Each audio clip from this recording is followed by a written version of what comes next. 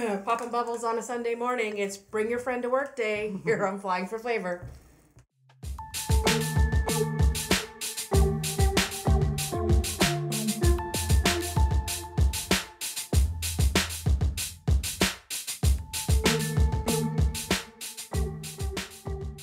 Go straight. Okay, good morning, everyone. It is Sunday morning here in Sudbury, and if I have to come to work on a Sunday morning, I'm going to bring bubbles for mimosas and bring a friend who also doesn't mind working on a Sunday morning. Yay! Yay! I just want to thank everyone to sending along your well wishes, congrats, virtual thumbs up, and or even if you just asked about it. Last week was the official launch on the 14th, and I was super excited. Nothing is more satisfying after an entire summer of working on a podcast and then seeing it show up on iTunes with my logo beside all of the other podcasts I listened to. It was a very surreal moment.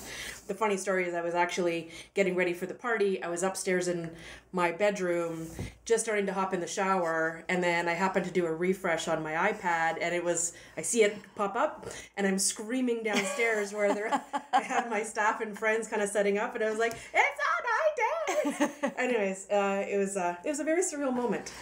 But now that I've actually done all that editing and fancy stuff, now it's basically time just to relax and enjoy the process. Hence the pouring of the bubbles. Okay. And if anyone's asking, we're having the Freshenette. It's the little single serves so that we can have some portion control. The Cordon Negro. Do we need portion control? Portion control.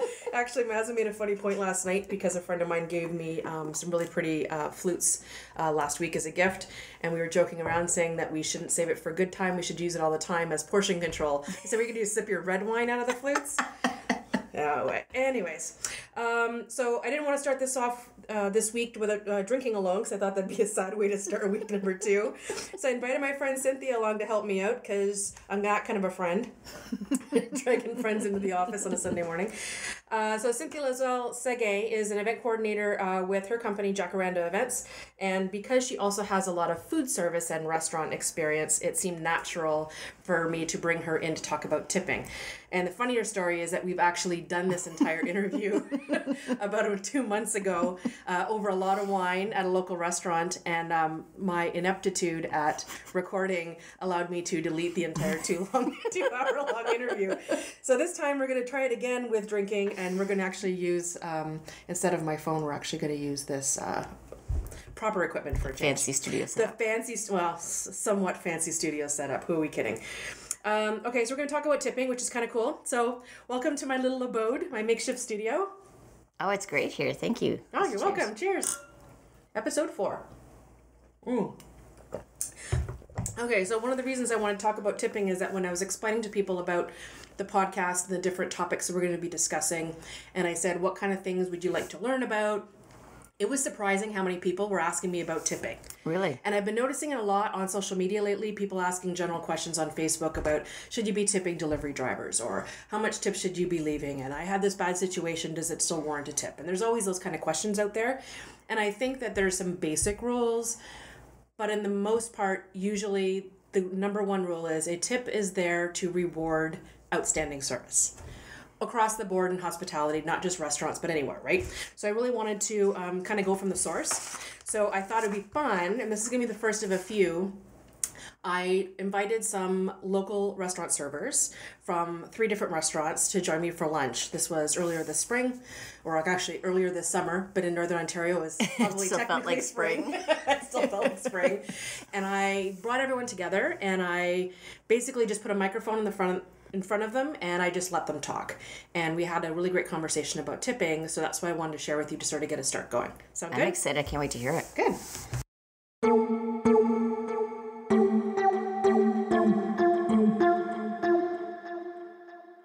Okay, tipping. We kind of touched on it a little bit earlier, but one of the reasons I was discussing about the minimum wage thing, so this part may be on a different podcast. I'm concerned about how people calculate tips when they're leaving them, even though all the new systems have those magic percentage buttons and the dollar sign buttons, which I think was a godsend. I mean, I used to watch my mom take out a calculator because she was so concerned that she was not going to do it wrong. Or people just thinking that their math is great after having a bottle and a half of wine. right? It doesn't always work that way. So tipping has always been a thing, and then because that is basically the bulk of your wages or what you're getting, do you have any tips to? Oh my God! Tips for tips. Pun. I didn't mean it. I didn't mean it. But do you have any suggestions, stories, things that people can, that you wish that you can say? Because basically, you're talking to a whole pile of restaurant guests right now. So let it rip. Oh, I think the mainest thing is that a lot of people aren't aware is that we tip out. Is that we give a percentage of our tips to the hospital. I don't know about you guys, but we do. Oh yeah. The way it works where I work is we give 4% of our sales. So, for example, if the bill's $100, I'm giving the keg $4, whether you tip me or not. So, the person that gives a few dollars, sometimes if it doesn't cover my tip out, I'm paying for you to eat at the restaurant.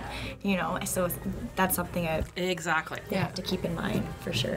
Most definitely. That's probably the biggest one. I personally don't look at my tips per table. Me neither. Same. I look at the end of the day, Yeah. I look at what I made when I'm walking out, and 9 times out of 10, you save so much frustration as a server. I was just gonna say, Yeah. because you know what? I mean, I usually tip well, but if you start checking the sheets while I'm still in there, or you're standing beside the table. Oh my goodness. Peering over you. I find that it comes, and you can see it on your face too if you look at it and it's not what you were expecting to get, and it's not just what you were expecting, and they can obviously see it on your face. Like maybe you think you're hiding it, but I mean, they can see it. Like Yeah. yeah, it's better just to walk away and. I'll discreetly turn do the it after- machine down and I'll let the slip come Same, out so I don't yeah. have to see it. Backwards. Yeah. And, Yeah. Yeah. For sure. That's the first thing I tell every new server I train. Don't look. Just don't look. Because, and then, you move, if you get a horrible tip on one table, you move to the next table. Don't tell me that you can change your mood that fast. It will affect your service, I'm sure. It'll affect your service. It'll carry you for the rest of the day. Especially if you do get 2 or 3 in a row that are bad. You forget about the 3 or 4 right before that were amazing. And at the end of the day, it all balances out, my opinion. Are there any other common mistakes? The gift Gift card. cards. Yeah. Yeah. The way that I always approach gift cards is I always let the guest know. I say, if you do decide to leave a tip, I let them know. I'm like, please don't use the percentage button because you'll be putting a tip percentage on the remaining balance of the bill instead of the entire bill. And then a lot of the people are very thankful to know that, but I know that a lot of servers are really afraid to bring that up and they don't feel comfortable letting the table know. So often they're getting a lower percentage tip. Because they don't want to speak up. That's right. Yeah. Yeah. They don't get a percentage of the gift card. No. And I think that's what people maybe, I don't know if they're unaware of that the gift card is basically cash. Yes. And it's going towards payment of the bill, but doesn't count towards your tip. No. I guess if you don't come from the environment, there's no way to, Really to know. kind of really know that unless you're really paying attention and thinking Or you listen about... to a podcast. Or like you this. listen to a podcast. Yeah, Selfless plug. everyone that listens to this is going to be the perfect restaurant guest after this, right? They better be. Or I'll be getting nasty comments. That's okay. Any other little mistakes you can think of? So gift cards you mentioned. For us, go ahead. I find it extremely awkward when people talk to me about the tip. Yeah. I don't want to have a conversation about it. I don't want What you are they to tell saying me. to you? I've Well, never- that when sorry, I've someone never done says, this. What do you think I should give you? That's a pretty good Yeah. tip, don't you think? Yeah. I don't want to reply to that. No. I've had a guest look at the machine, look at my shoes, look back at the machine and do things like, that's how I decide if you need a good tip or not. What? On the state of your shoes. And I was like, don't look at my feet. If It's weird. Would you get more if you had bad shoes? I'm assuming because he's just guessing that you need money to buy shoes. Well, there you go. Remember God. that face? Keep a pair of old sneakers in the back. And I've always remembered that because it was just the way he did it. Like, oh, you could have done it like a little bit more discreetly or something. Like, just a little, I glance. yeah. I've actually had people do the whole put money on the table and say that this is your tip, and I take away with every mistake. Like, They do it first? I've had people do that at the beginning Isn't of that the like meal. a very old-fashioned thing to do? It was like No. it was supposed to be funny back in like the Like 90s or 70s? Yeah. something, and like that makes me want to flip your table. Oh my Just- goodness. goodbye. I don't even want your money. Eat your food. Go It's away. not a performance. No. Well, I am not just- here for your entertainment. And it won't change the way the service. Exactly. It won't change anything. At all. No. At all. You know what? It will change something. I will not be as maybe as Comfortable or happy pleasant, yeah. as I was. No, and especially when you have it ago. constantly, yes. And you won't forget that table, but for not the right reasons. Exactly. I don't. Go ahead. No, I just have a story about the whole tip out again. So when it's large groups and then one person decides to take the bill but doesn't consider the fact that we tip out. So for example, there was one time a party that together the bill was approximately $1,000. So you're giving the keg $40 no matter what happens. Then the table only left $20. So now that server's paying $20 out of his pocket for serving this entire group. So in those cases like that, we always feel bad for our coworker, and we all chip in a toonie and pool some money for that person. But that shouldn't be an issue. That shouldn't happen. And that's the only table you get. That's I right, think that's for the the other night. thing people don't remember is when you take a large group, Yep. a lot of times it's over 2.5, 3 hours. Yep. That's the majority of your shift. Every night, yep. And so that's your only table. So Take that in consideration. definitely, for sure. Oh my God, $20 on $1,000. I don't know if you guys come across this as much because we serve brunch. So working brunch, I find a lot of the times you're getting little Betty and little Suzanne coming out getting Oh, because brunch. the breakfast thing with their bacon and eggs, and they leave their change. So it's the tip idea for brunch for some reason or another is the loose pocket change, and I find Rounding a up lot the dollar. of Yeah. the older generations that are coming in. It's a lot of here's a tuna loony for brunch. So I don't know why the idea that brunch you can get away with tipping less, or if it's just a mentality, or if, I don't know if it's an age thing or whatnot. But I find I run into that a lot. You know what I found really strange with that was I worked in a place that did like breakfast regularly and then did brunch on the weekends. Yeah. Is you made more on breakfast than you did on brunch. So between 7 and 10, I made more on a bill on average than I did between 10 and 2. Because the people's breakfast bills are, at that time, back in then, it was like $8 for your breakfast and coffee and all that jazz kind of deal. And they're leaving you $2. Well, that's more than 20%. Yeah. But they're coming for brunch and they're having whatever it is for $15 and they're still leaving you that toonie. So now it's 10%. As I said, I think it's left over from the breakfast goers, right? Yeah. You just go to diners and breakfast joints and greasy spoons and everything else. It is just usually change that's sort of Breakfast left, is toonie right? town. Yeah. Yeah. Yep. God, we just need $5 coins.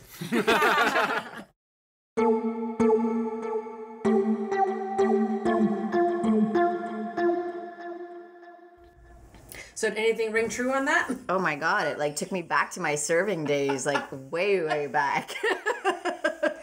But it was interesting to hear some of the stories.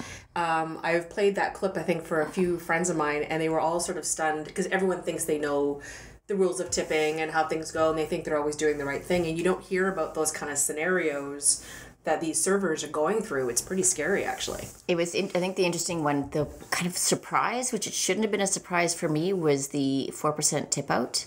I mean, we tipped out when I served a long time ago, but it was something like 1 or 2%. Like it was a much smaller percentage. Mm-hmm. And in my first serving job, we actually just tipped out. We just took this was say we'd collected $100. We only had to tip out, say, 10% of our tips. Okay, so it's a percentage of the tips as opposed to... A percentage of the tips as opposed to a percentage of the bills. So that definitely does... It would certainly be frustrating as a server to just see a table like that with $1,000 bill. The $1,000 one just floored me. I mean, anyone who thinks $20 on a $1,000 bill is an okay tip just blows my mind entirely.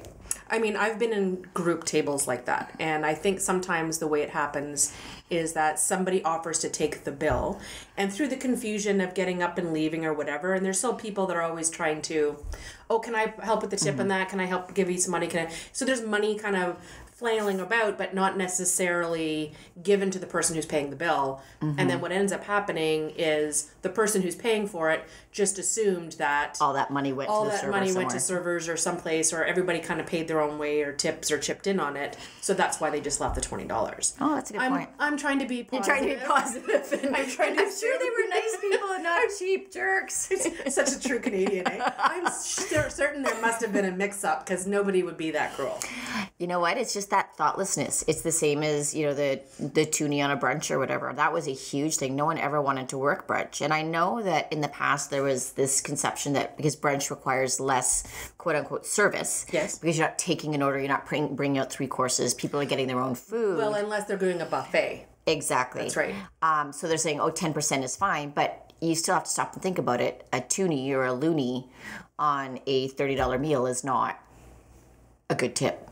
No, and I've actually... Okay, I have actually gone to... I know, it's one of those things I'm not... How do I put this? How do I put this in episode 4? So I've actually been on business lunches and other occasions where somebody has invited me to lunch. So proper etiquette is that they're paying and everything else. And, and I know my place and I thank you very much. Next time's on me. I'm on my way out the table. I see someone drop a toonie. Yeah. Or the host who invited me out for lunch drop a toonie on basically a very long lunch. And I have admitting now that I have actually gone back after we've left the restaurant and went in and dropped extra money on the table once I saw my host leave.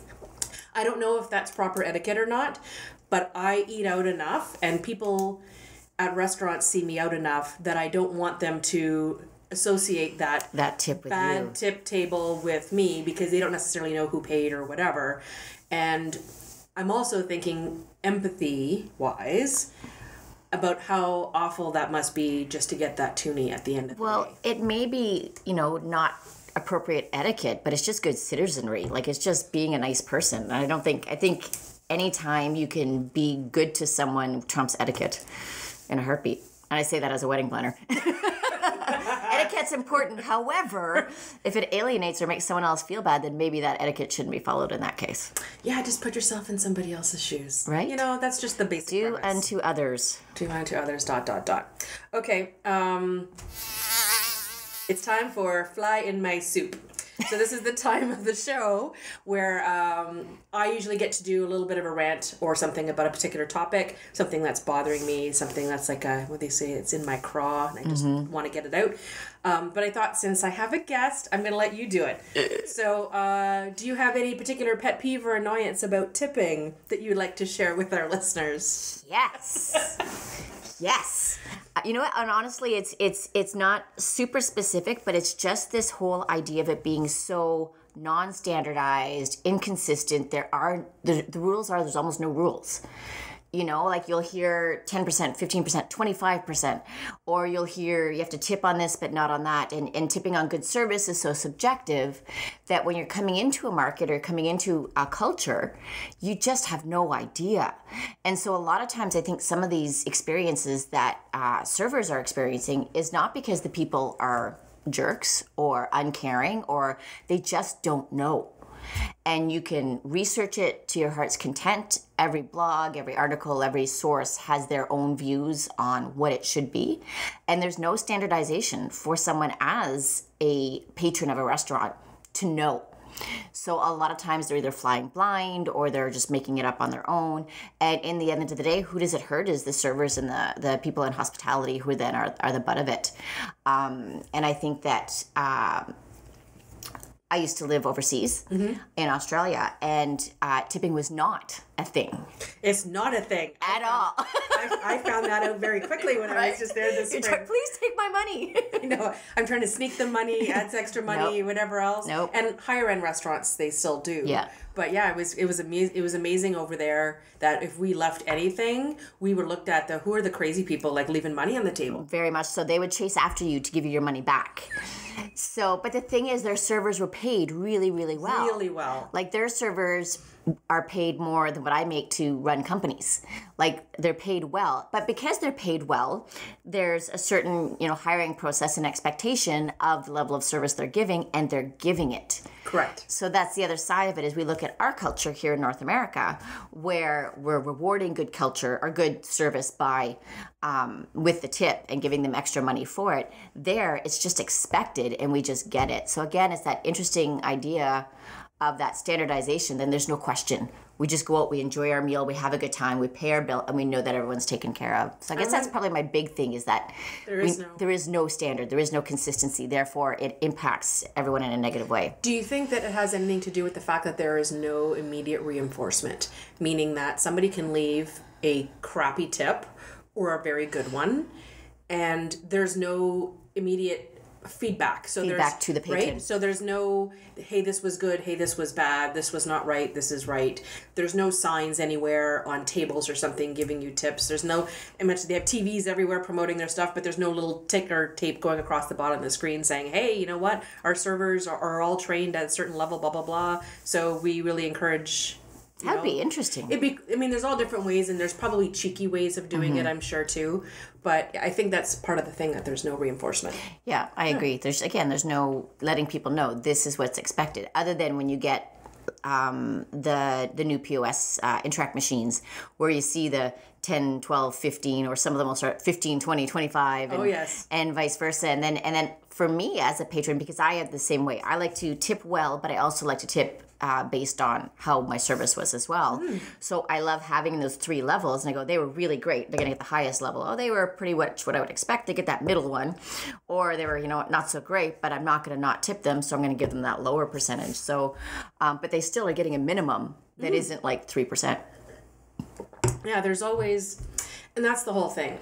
And yes, there's standardization, and yes, there should be general rules, but the people who are working in those industries, they know what the rules are. Yeah. And what people tend to forget is that you may not remember who served you that day, but I guarantee if you tip them poorly, they will remember you. They will remember you. Absolutely. And I have talked to certain servers who can actually tell me that they've fought in the back because a certain person has come back and treated them badly, tipped them badly, etc., and they're now sitting in their section, and they've tried to switch out the table with somebody else, and which is not ideal either, because you're basically saying to your colleague, hey, you deserve to be treated poorly today.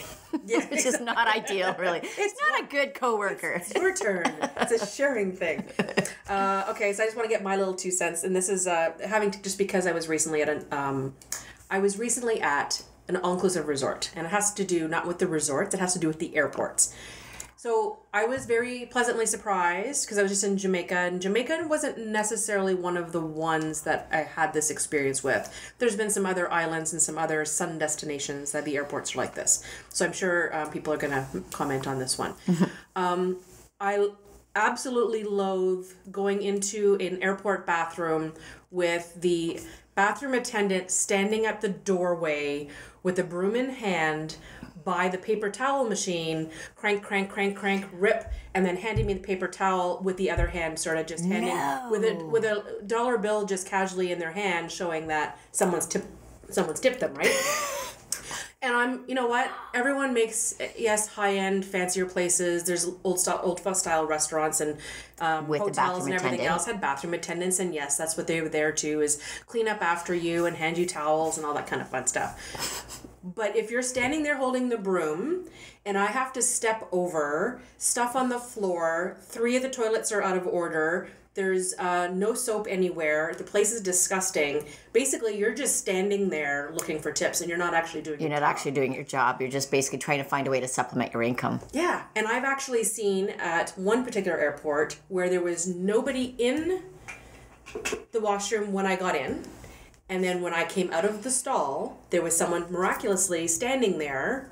Oh, there's someone in the washroom. Let's go see if we can collect some change. That's exactly what happened, because I just thought, well, that was a little odd. So then I came back out because I was waiting for my luggage, right, in the carousel, and so I was standing by there, and then she came back, and I watched her, same lady, she came out, strolling out with her hands in her pockets, got her broom in her hand, so everyone knows what she does. She was waiting around, talking to somebody else who was working in the airport in that main area. And then as soon as other ladies or a flight got off and somebody else went into she turned around and went right back in. And she didn't even take the 2 seconds to clean in between. She just went in for tips. And went back. I was like, geez, like, come on. That's amazing.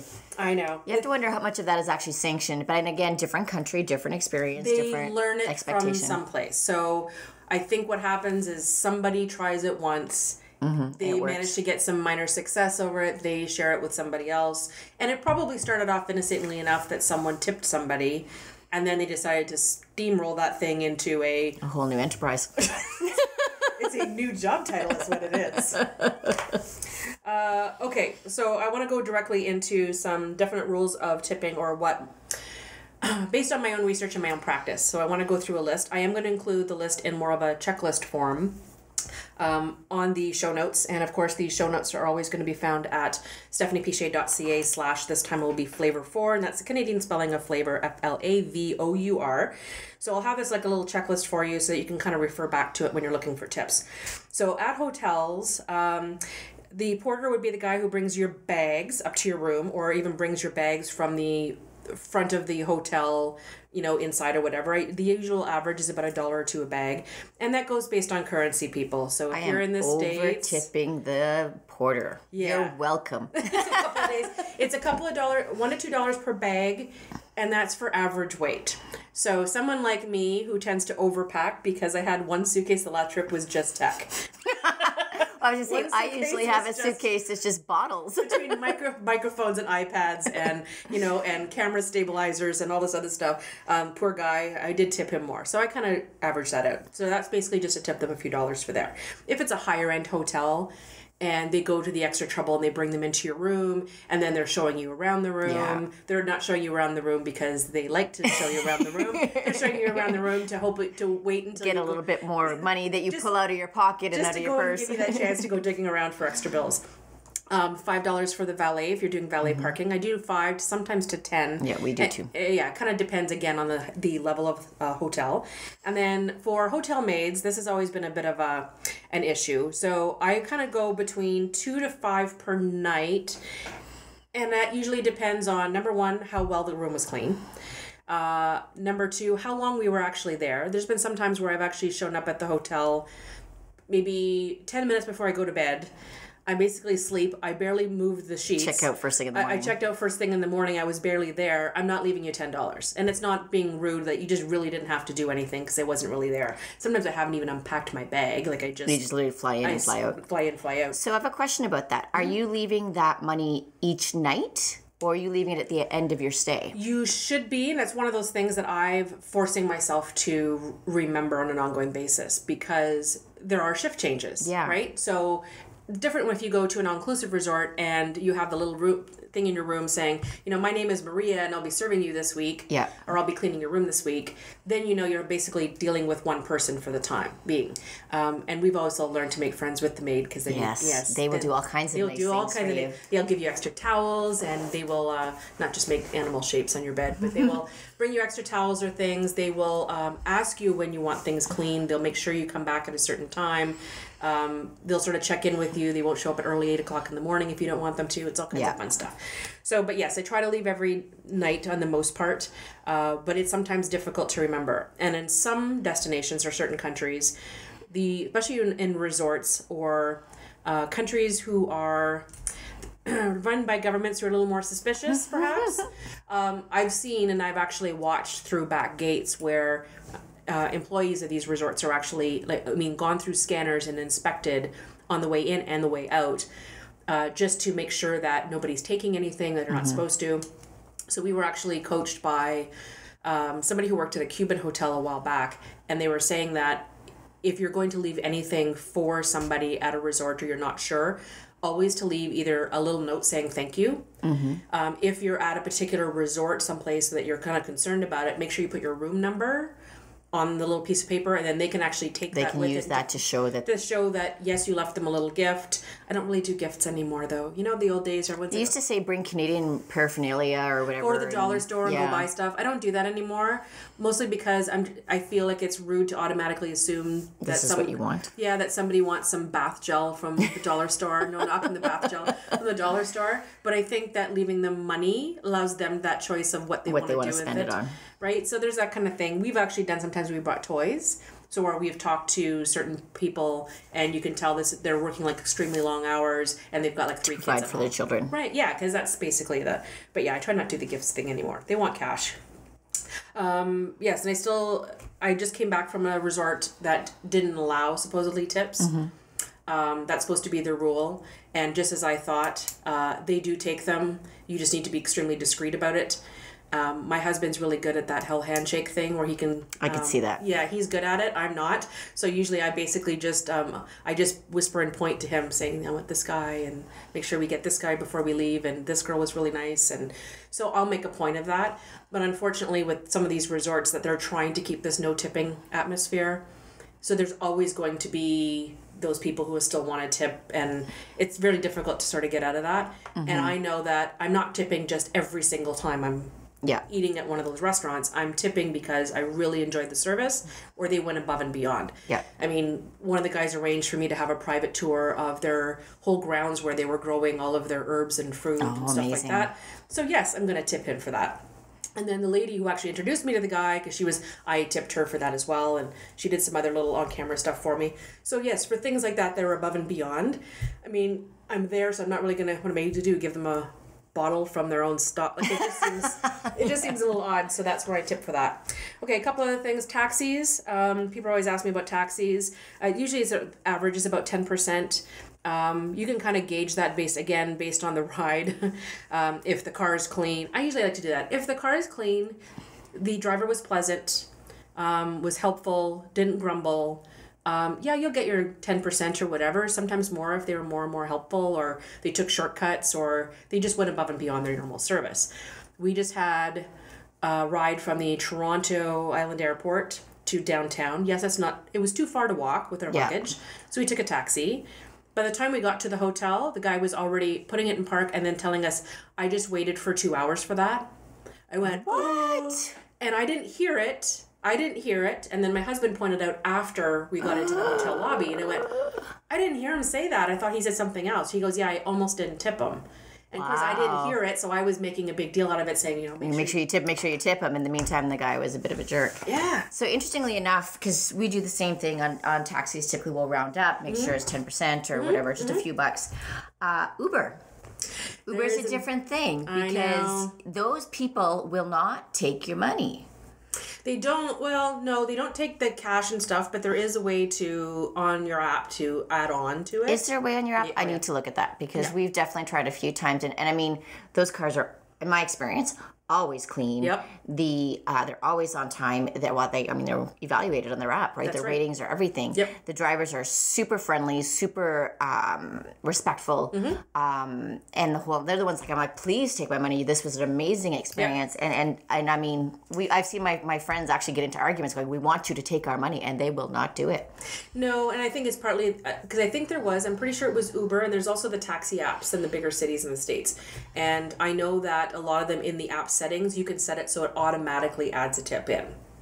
Right? You can automatically add in 10%, 15%, or whatever else. But what makes them happier is to get greater reviews. Yeah. Right. And we're pretty good ratings for that. and reviews are that's the bread and butter, and that's how they get bumped up the line, get more jobs, that kind of thing. So that makes a big deal for them. The other thing, spas, of course, if you're at a spa someplace, 10-15%. It's actually kind of interesting. I also tip at spas at all-inclusive resorts if I go. Mm-hmm. And I got a couple of stunned looks from the ladies who were serving me in the spa, not this last trip, but the time before. And it sounds like they don't usually get tips there. And I just thought that was kind of bizarre, because my own thing is if I'm going to hire someone to do a massage here, I'm going to pay them a tip. especially if it was a great massage, I'm going to do the same thing there. Anywhere. Yeah, exactly. Especially that they're qualified to do so and everything else. It's not like the old days where your maid was a part-time masseuse. Because it rubs your feet. I've actually seen that when I've gone to the ones by the beach, right, when they have the little huts by the beach, and you suddenly recognize the lady just cleaned your room. Didn't you just make my bed and now you're rubbing my feet? I don't understand. You know what? You get shift as a shift, right? Yeah, we tend to do $5 to $10 a service as well too, depending on, which probably works out to about the 10 to 15% as well. But it depends on this the type of service, etc. And then a couple one things. We have tour guides. I'm always laughing going to and from airports. You know, they make a point of. I mean, I think that they must not realize that most people know that their airport transfers to your resort is included with the cost of your trip. So when the driver is dropping you off at the hotel and said, you know, thank you very much, and I hope you enjoy your week, and and please consider that your transfer was not included in the. It's like, no. Interesting. No, isn't. I mean, we still usually, yes, you got us there at a decent time and whatever else, and it's one of those things that's kind of expected, but it's surprising how brazen some of the drivers and tour guides have been. That they're not afraid to ask for it. Yeah, and then especially if there's a guide in the transport bus with the driver, because the guide doesn't want to ask for it, but he'll ask on behalf of the driver. Oh. Right? Then someone's handing something, the driver's got a basket at his door, but then you're also having to tip the guy. The guide as well. It's one of those things that we've just realized now that we never leave home without a bunch of small bills. And exactly. Because you never know when they're going to ask. $5. Yeah. And the interesting thing is, I'm just going to give a shout out to the Montego Bay International Airport, because when I was there last time, it used to be that people were looking for tips, porters were trying to grab your bags, there was all kinds of chaos every time you went there. There's a new rule at the airport. They're not allowed to touch your bags. It's very serene at the Montego Bay Airport now. It was a little strange, actually. And we even tried tipping somebody. No, we don't take tips depending on which resort chain you're dealing with. No, we don't take any tips. We were asking, we'll taking the bags. Said, no, well, we're not allowed to touch your bags until we'll help you load them into the vehicle. But that's why there's no porters trying to grab your stuff anymore. So they're just plain not allowed to help almost. They're just not allowed to touch. They can actually get fined. Wow. I know, what a turnaround. That is really, really different. I know my friends of mine who used to only travel once in a while used to always get sort of nervous getting when to the people airport. are trying to grab their bags and stuff. Grab their bags and steer them in the wrong direction. And so it's a little bit more, it was very serene, actually. Very comfortable and pleasant. Yeah, it was nice. Only last thing I'll talk about is tip jars for counter service. We to touch on deliveries. I know it's a new thing now. It doesn't matter what store you go into. If I go into a clothing store one day and I see a tip jar, oh my God, I'm gonna lose my shit. Okay, can I say something about that one? I have feelings about that, and I'm probably now going to go for counter service someplace with tips, and they're not going to serve me. That's that woman from that podcast, from that company. Okay, so food service and liquor servers are paid a lower wage. Correct. To serve us. Yes. Our counter servers are paid minimum wage plus. Yes. So the concept around tipping is that we're helping to supplement these people with this lower wage. And because they are giving us a more personalized service, et cetera, et cetera, et cetera.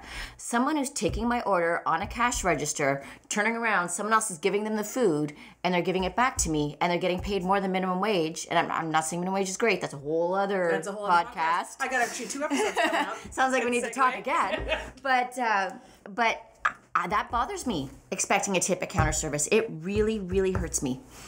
Yeah, it's not even the fact that hurts me. I just find it's a little I find it brazen, brash. Yeah, brazen's a great word. Ballsy would be another one. It's just that you know what? I had to do the little ding ding ding to get your attention to come over here, but I'm supposed to give you the change after I just bought my bottle of water. And it's so hard because I feel like a jerk if I don't put money into it. And it's like, I you know what? That may even be my bigger fly on the wall. Fly in my suit. I just got my goat up all of a sudden. That's a dragonfly. That's awesome. Yeah, I agree. Okay, so speaking of that, this is going to be probably just like our last interview. This is going to be a longer episode than originally planned. Every time Cynthia's invited. Okay, so we do have one more that I wanted to play for you. Okay. So this is an interview that I did earlier this summer with a restaurant manager. So we're going to get the manager's perspective. So this is Bev Wills, who is the general manager here at Finn McCool's in Sudbury.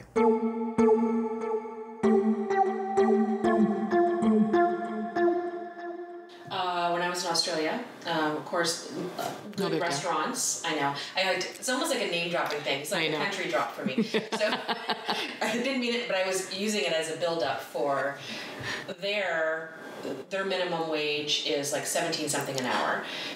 Decent restaurants are paying $25 to $28 an hour, but there's no tipping required. So that there's only the very high end ones where there's almost a 10%. I know that there's some in bigger centers. I think there's a restaurant in Toronto, I'm going to go try to find it, that's basically experimenting with this no tipping policy, and they just pay their servers a flat rate more. Do you see any benefit of that, or do you think that it would scare away good staff because some of the better ones are thinking, no, if I go into a tipping situation, like I know I have more control over my day. Do you think it's going to be something that's going to come, or it's going to be an experiment that may or may not go?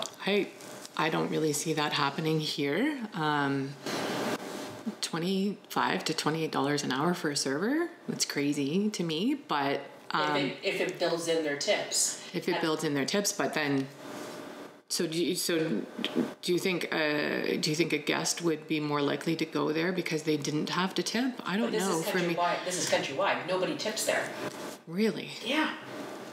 It's hard for me to fathom that because I'm not there, right? So there's even the machines where I go to pay my bill, there's really? no percentage tip button on most of them. It didn't show up until I was out for the higher end meals, and then it was, or from what I was told, that if you really, really enjoy the service, like 10% is plenty. Yeah. Did you find, not to turn the tables on you, but did you find as a Canadian that was difficult for you to do, to not tip your server? Well, because I've always I've seen both sides of it. Yeah. I'm always trying to tip, and I'm sure we over-tipped. Probably why we made so many friends when we were there. There's that. No, you do. it happens here. Yes, but it's because I respect what they're doing. Mm-hmm. But there was a couple times that when there wasn't an option, I know there was one time we had a fantastic lunch, and the staff were phenomenal, but there wasn't an option for tipping. So one of the girls told me that she was just finishing her shift, so we actually bought them a drink after their shift. See, that's fantastic. Yeah, so so my husband went up to the bar and told the bartender, and then he said, "Can I get you a glass of wine?" Because she was busy recommending wines to us. Yeah. So we got her, and then her best friend who works in the kitchen was coming to. Two of them were going out afterwards, so they got to sit at the bar and each have a glass of wine before they left. And it was interesting because the most excited person was this line cook. Nobody ever gives them a tip. Nobody ever buys them a glass of wine. It's true. So it's one of those things to note. Buy them alcohol if you don't want to give them cash tips. They are very happy with that, obviously. Not just in Australia, but can you imagine if that happened here? Well, I've had guests at the bar, maybe sitting directly at the bar, saying, "Hey, you know what? Like, my bartender is really good to me. Can I buy him or her a drink?" And I'm like, "Absolutely." They can't have it till they're done, but absolutely throw that on your tab, and I think that's wonderful. And often they'll tip on top of that. But as far as the no tipping thing here, I'm going to say that I don't see it coming because I can't even.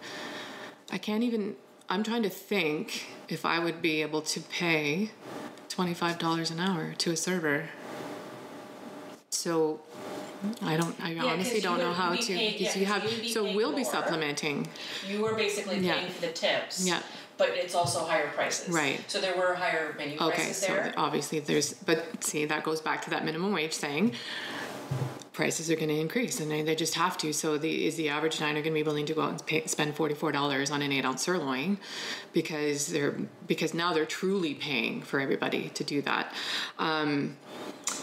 A long time ago, we used to have an option, and I think some people still have the option to add a gratuity to a large party or parties over 8. We did that in one of the restaurants here in Sudbury, and a lot of people just think that if it's over a certain amount of people, we're just going to add that gratuity for you.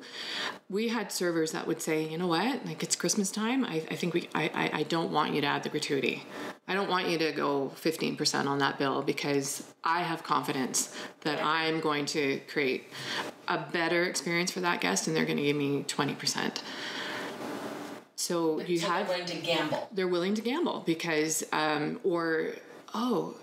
you know what, I've taken care of that party before. Yeah, let's not add the gratuity, because sometimes if you just make it easy, then the gratuity is already there, and they just say, oh, okay, so here's your 15%. But we have, everybody has servers in their on their staff that consistently make, say, 20%, 25%, or depending on who the guests are coming in. You have good days and bad days, for sure.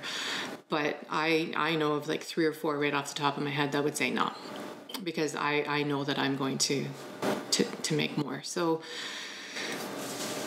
I think it's up to the servers to create that guest experience, and I have zero problem. I'm in the business though, but I have zero problem tipping a server on a great experience. If they've recommended something to me, I've had it and it's fantastic. Even if they've recommended something to me that I didn't love, but there was nothing wrong with the dish, I still appreciate their enthusiasm. Yes. I still appreciate their honesty sometimes at the table. So, if I say, hey, like, what's this rosé all about? And they say, it's a little sweet for me. I haven't tried that one. I appreciate that, if they can recommend a dish to me and they sell it, there's all kinds of jokes that go around that they've never tried it. But if they can sell it, then good for them. Good for them, because that's part of their job, right? So I don't know if I went off. No. It's yeah. I mean, it's basically rewarding for the tips, right? Yeah. So I think the gratuity, I think it's important, because they're helping create that guest experience for sure. Me too.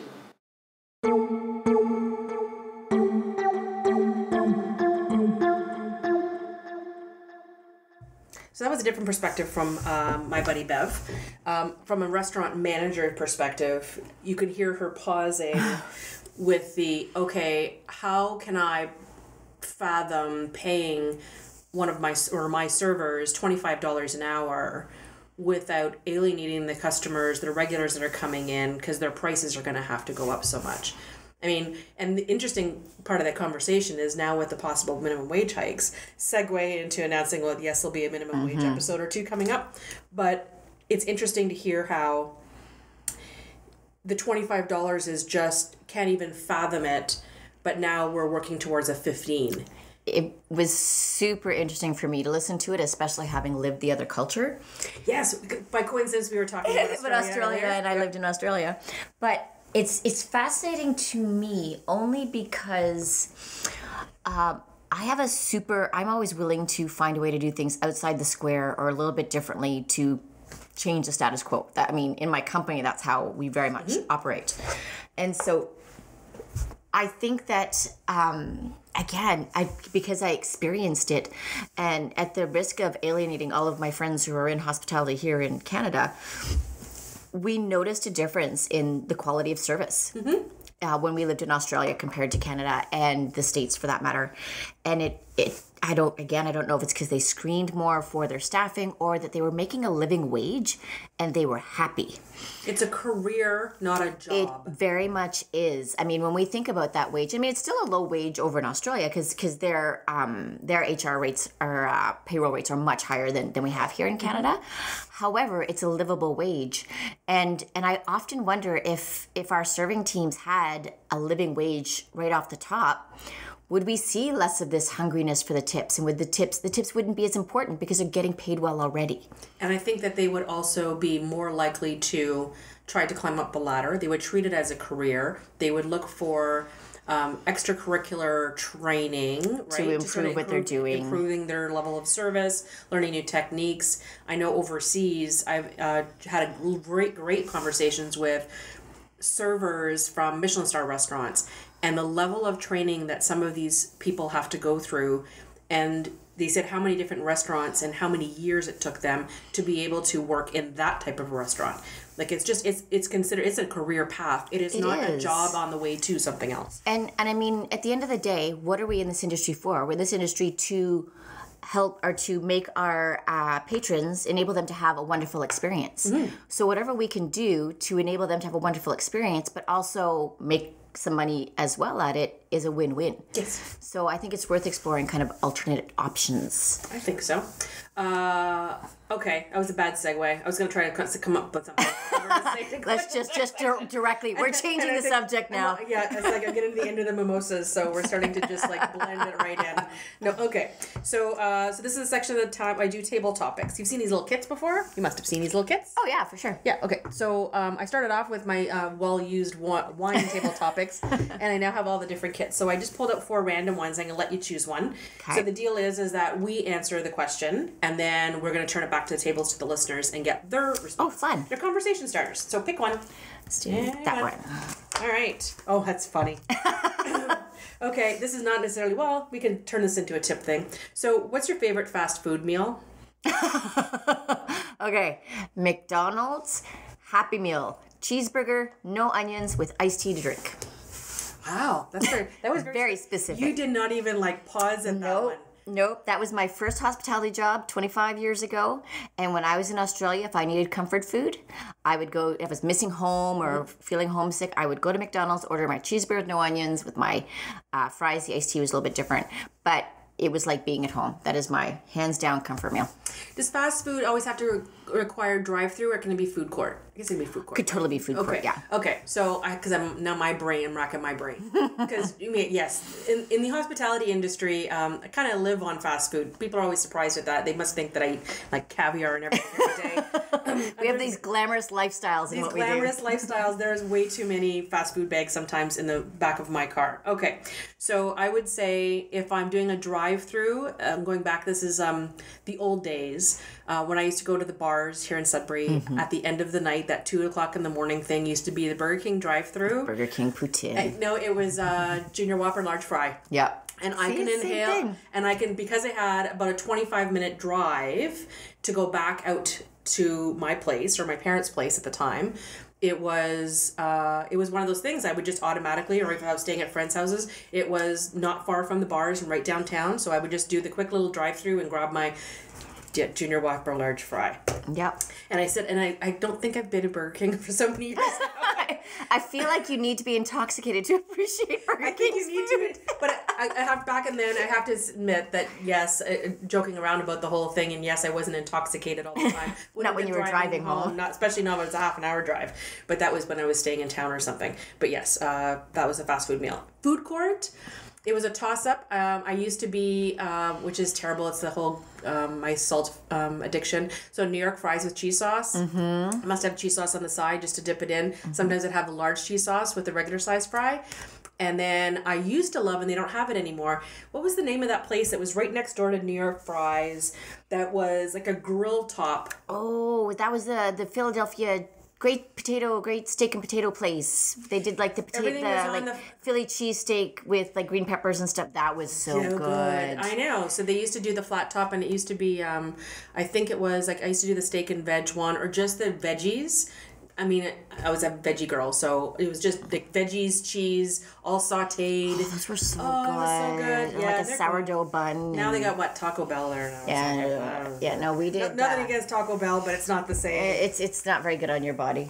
But no, actually, my food court, because I worked in the mall for a number of years, and had this amazing metabolism at like 25 that I could eat anything. It didn't matter. So I would get the regular poutine from New York Fries, and then I'd go next door to, actually no, it was across when the Dairy Queen was in the center pod. Oh yes. And I would get a chili cheese dog.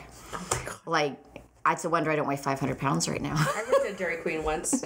I used to eat the half-cooked bacon right off the flat top. Oh my god. Okay, enough of the fast food stories. Anyways, if you have a favorite fast food meal that you want to share, or if you want to correct us on the name of that place that's in the food court, something steak and potato, something. Whatever it was called, great steak. Yeah, maybe great steak and potato. Steak and potato or something. Feel free to send along your answers to the Facebook page, the Flying for Flavor Facebook page, or you can send the message directly to me by audio by clicking the send message button and hitting the microphone instead of typing it, or you can send me the old-fashioned email. Say email's like old-fashioned now.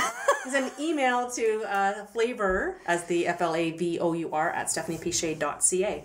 Okay, last got a couple little closing things. I got to do my homeworks. before we finish this. So I mentioned in the first few episodes that I have a cruise coming up. I bet you didn't even know that. No, I did not. So Expedia Cruise Ship Centers is, I say allowing me, they've basically taken a cruise through the cruise company Uniworld, and it's going to be me, my hubby, and about 20 guests going down the River Bordeaux. The river in Bordeaux. So we're basically going to be stopping through all of the best wine spots all the way along. We're basically going to be eating and drinking our way through that area, which is not a bad thing. That's happening next August, but there's going to be the PDF and all the information is going to be in the link in the show notes. But if you're in the Sudbury area on September 21st here in Sudbury, there is going to be an information session at the Expedia Cruise Ship Centers. If you want the details of the location, time, all that kind of thing, please send them an email to flavor@stephaniepichet.ca. I'm going to be there, not just to answer any questions about the cruise, but talk a little bit about Bordeaux wines. There will be wine involved, of course. I would never talk about wine and not serve it, right? So we're going to have a couple of wine samples, basically just to whet your palate, literally, to get you used to what Bordeaux wines are and to let you know what you expect from the cruise. I'm also going to do fun things like we're going to plan to go off the boat, go to farmers markets, go buy a bunch of ingredients, bring them back on the boat, and do like a whole, it's going to be fun. It is going to be fun. So that's going to be coming up there. And then there's going to be a second date for the information session again in October. So again, email me for the details. Or there's also going to be probably one or two set up in other towns in Northern Ontario. We just haven't got the dates and stuff set. But if you're interested in the other Expedia Cruise Ship Center locations, you can check with them directly, or you can touch base with me and I will share the info. Couple other things. So the next episode after this one's going to be the dining in Halifax. So that's the dining part of the episodes that I just launched recently. So I had a chance to sit down with the head curator at Curated Food and Drink magazine in Halifax, and we had a long chat while drinking beer, talking about dining in Halifax. There's also a contest, which I'm having now until the end of September, and that's just to sort of get this podcast a little bit more out there, getting people aware of it, a little bit more interactive, and I want to thank people for listening. So if you're subscribing or rating us on iTunes and you're from Ontario, Canada, from now until September 30th, you'll have the chance to win. Me and one of my team are going to basically pack up a vehicle and or a couple plane seats and a few suitcases, and we're going to come and do a full 6-course wine pairing dinner for you and 6 guests, up to 6 people. No, I think it's 8 people. Go check the contest details. 8 people. There's going to be wines and stuff, and I'm also going to gather a bunch of little gifts and stuff from businesses here in Sudbury to bring along for the party host to keep afterwards. So all the details are on there, but all you have to do is subscribe and rate us on iTunes to win. Couple of last things. Yes, my travel schedule is getting hectic this fall, so I'm going to be in New York next weekend. I actually just booked that yesterday. That's what happens on a Saturday afternoon when you're bored. When I'm sitting out in the patio, we said, we have nothing major going on next weekend, so now we're going to go to New York for a couple of days. So I'll be doing hopefully some interviews and stuff there, and I actually want to detail the entire travel experience there and back for people who have never traveled there, just to show you how easy it is. The weekend after that, I'm in Calgary for 4 days. And then there's going to be a couple other destinations coming up in October and November, one of which is Nashville, Tennessee. So me who does not have boots. Okay, we need to fix that. I need to fix that. It is not quite a country bumpkin. I'm sure I'm going to have all kinds of people trying to coach me along between now and then. So that'll be a lot of fun. So I wanted to give of course, I always like to finish every podcast with thanks out to my my contributors for this episode. Those secret restaurant servers, that's the first of a few episodes that you'll hear them. I appreciate them coming to have lunch with me that day. And they didn't hold back, which I really appreciate. And also stay tuned. As I'm traveling around, I'm going to put little call outs once in a while on the Facebook page looking for other secret hospitality workers in particular areas throughout my fall schedule so I can take another group up for lunch and chat some more for future episodes. I also want to thank Bev Wills, General Manager here at Finn McCool's. She also will be showing up in future episodes with particular focus on that minimum wage debate that we were referencing earlier.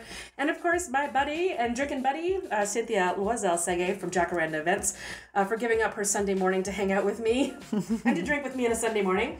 She's actually going to be a regular contributor. We have many other interviews planned going forward, including wedding and catering and all of the food and drink side of the event management business that I'm no longer in, but she is still the expert in. So I always like to bring in the best of the best as I do. And of course, thanks to you for listening and checking out the show. Make sure you check out the show notes also, because I always include recipes every single episode. So until then, cheers to Cynthia. Cheers. Thanks for coming to hang out with me on a Sunday, and we'll see you again on episode 5 on Flying for Flavor.